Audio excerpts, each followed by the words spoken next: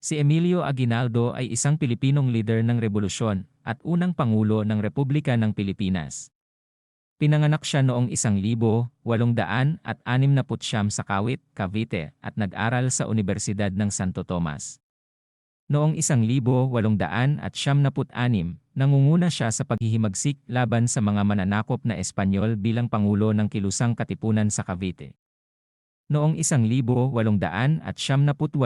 nanguna si Aguinaldo sa pagpapalaya sa Pilipinas mula sa mga mananakop na Espanyol at itinatag niya ang unang Republikang Asya, ang Republika ng Pilipinas.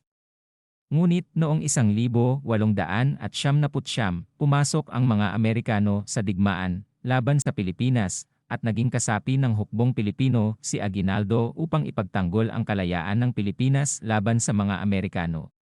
Noong 1901, nahuli si Aguinaldo ng mga Amerikano at sumumpa sa kanila. Pinakawalan siya pagkatapos ng 3 taon ng pagkabilanggo at nanatili siyang aktibong politiko hanggang sa kanyang kamatayan noong 1964. Bagamat may mga kontrobersya sa kanyang pamumuno at mga aksyon, itinuturing pa rin si Aguinaldo bilang isa sa mga nangungunang bayani ng Pilipinas.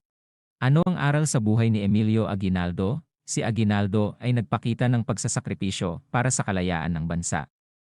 Nanguna siya sa paghihimagsik laban sa mga mananakop na Espanyol at nagsilbing lider ng Republika ng Pilipinas.